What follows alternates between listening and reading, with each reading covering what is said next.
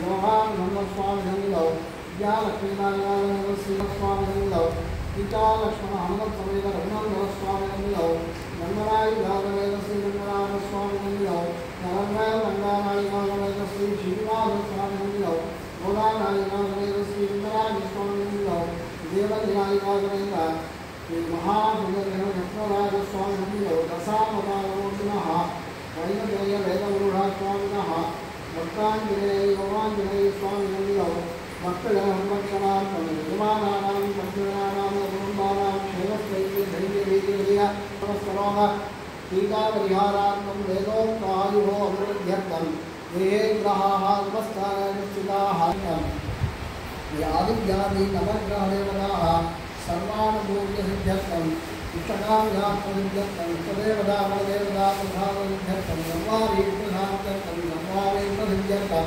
सिंचितमहेतमन्त्राब्दं दम्पती नमतामति हृदयभूतेन मया पुण्यैः सर्वमहिमैः इदानीं प्रीतमात्मानं जलप्रचोदयेत्यामृतं भगवन्नन्दनं ध्यायेत् सर्वविघ्नोपशान्ति।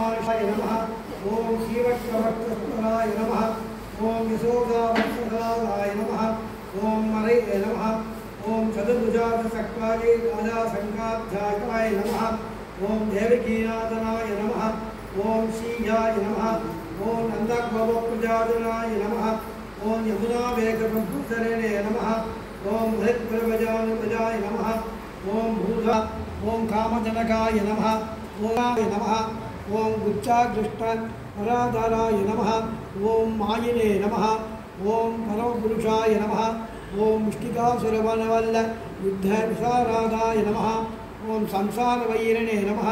ओम कंसाराय नमः। ओम मुराराय नमः। ओम धर्मलिलाय नमः। ओम करुणाय नमः। ओम लोकमात्र ओम पद्मप्रियाय नमः ओम पद्महस्तायै नमः ओम पद्माक्षै नमः ओम पद्मसुन्दर्यै नमः ओम पद्मोद्भवे ओम पद्मप्रिये नमः ओम पद्मनाभप्रियाय नमः ओम नमाय नमः ओम पद्मलालालाय नमः।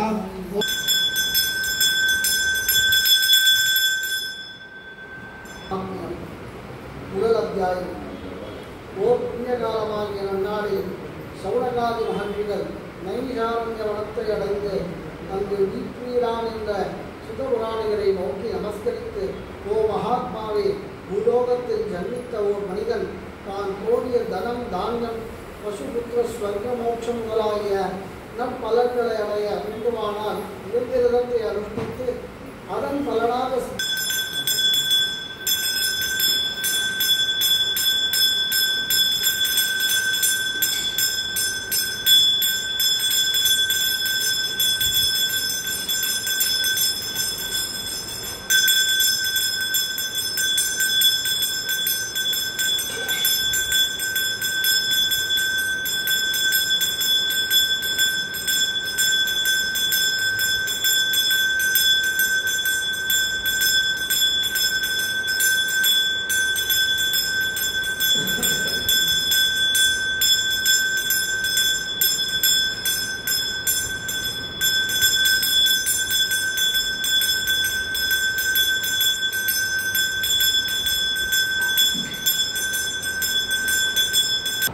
தரித்திரவானாய் புத்தத்தை அடைந்துவிட்டுக் கொண்டு நீ ஏன் பூமியில் சஞ்சரிக்கிறாய்?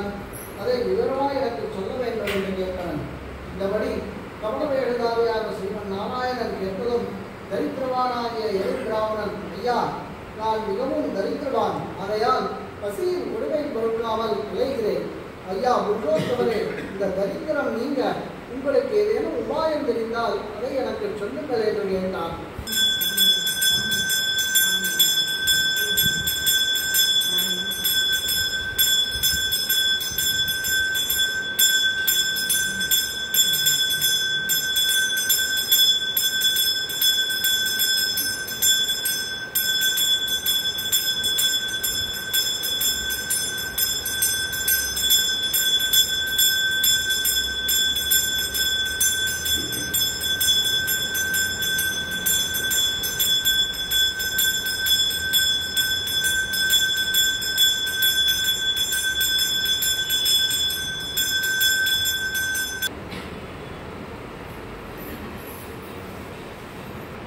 சௌனகாதி மொழிகளை இன்னும் சொல்லுகிறேன் கேளுங்கள் என்று சௌனகாதிகளுக்கு சுத்தபுராணிகள் சொல்லுகிறார்.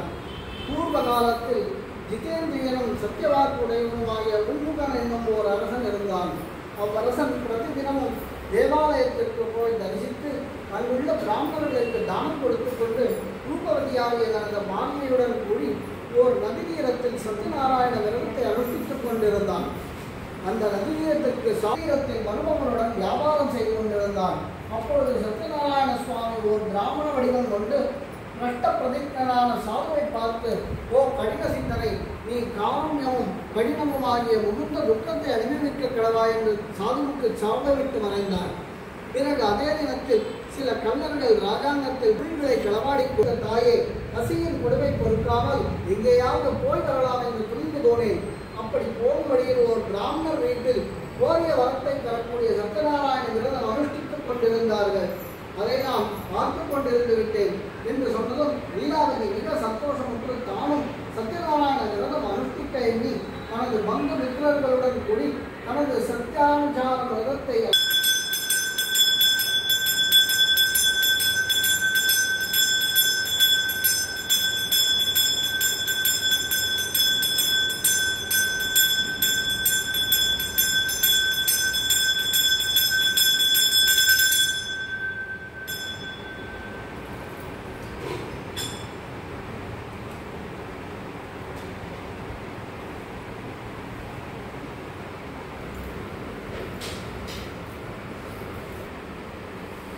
நான்காவது அத்தியாயம்.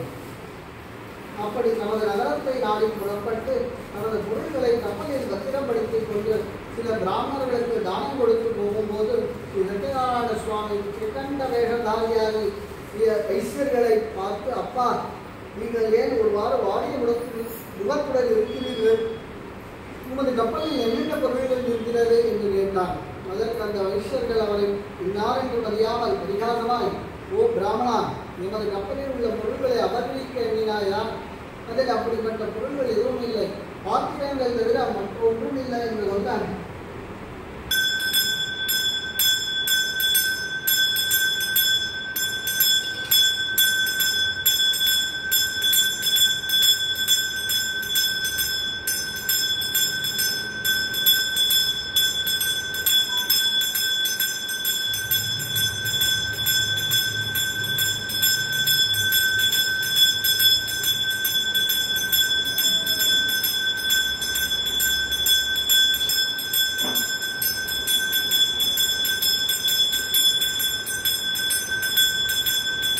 இந்த பிரகாரம் விவரமாக சத்யநாராயண விரதத்தை சுத்தபுராணியர்கள் சொல்ல சவுனகாதிகள் மிகுந்த சந்தோஷத்துடன் கேட்டு ஆனந்த பரவசர்களால் மறுபடியும் சுத்தபுராணியரை பார்த்து, ஓ மகாத்மா, இன்னும் இந்த விரதத்தை யாரால் அனுஷ்டிக்கப்பட்டதோ அதையும் சொல்லிவிட.